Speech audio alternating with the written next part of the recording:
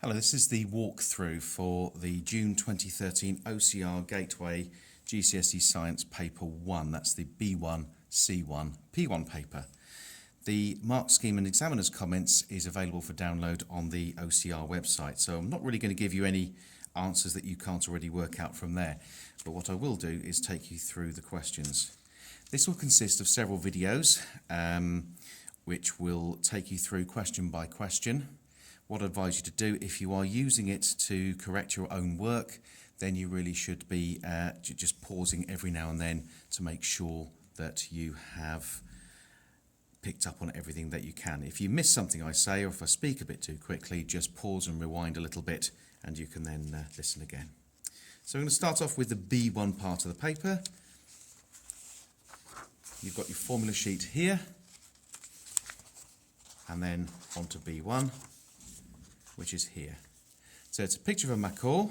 There are 70 chromosomes in each body cell of a macaw. Humans have got 23 pairs of chromosomes in each body cell. How many pairs of chromosomes are there in a body cell of a macaw? Well, in a pair there are 2. So if you've got 2 lots making up 70, that's going to be 35. That's 35 pairs of chromosomes. That's fairly easy. The macaw in the picture is male. Sex is determined by sex chromosomes. Write down the pair of sex chromosomes that there are in each body cell of a human male. So the sex chromosomes are X and Y. So it's XY. Very easy. The next question, in humans, like many animals, equal numbers of males and females are produced. Explain how the equal numbers of male and female offspring are produced. Use a genetic diagram. So what you're looking at is a simple table. So on the simple table, you've got the female parent here. Let's say X. They've got 2 X chromosomes because they're female, and the males have X and Y chromosomes. Remember, the chromosomes split when they're part of the gametes. So we then just make a simple genetic table. I like using rulers for straight lines.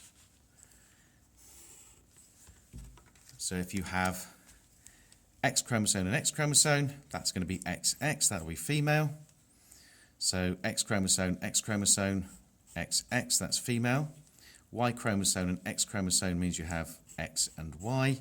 Y chromosome and X chromosome means you have X and Y. So it's 2 female, 2 males. So add them together, that equals 4.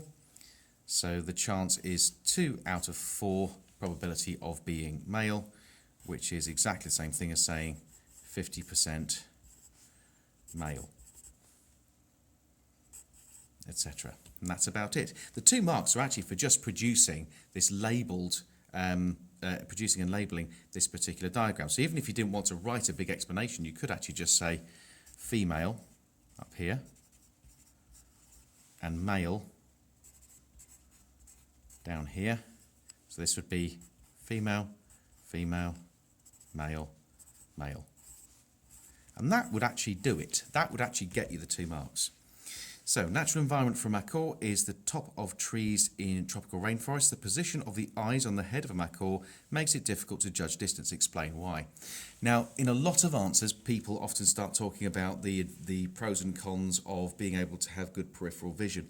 But that's not really what the question's asking you. It's asking you why it can't judge distance because it's got its eyes on the side of a head. The position of its eyes on the head makes it difficult to judge distance, and it wants you to explain why. So the first thing is, well, it's gone out of its way to not say anything about where the eyes actually are. So that's the first part you say. You say it's got, it has monocular vision.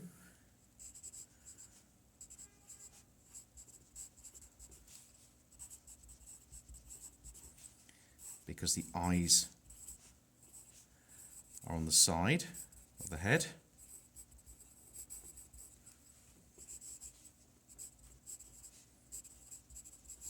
And why can't you judge distance with monocular vision? Well, there you've got to actually explain that. You need the fact is that for depth perception, well, you need to have 2 images for the brain to compare. You need 2 images for brain to compare. Now, in fact, even as I write that now, even I think that actually I should add something in there. So I think I should put in the idea that they are similar images. So that's the end of question 1.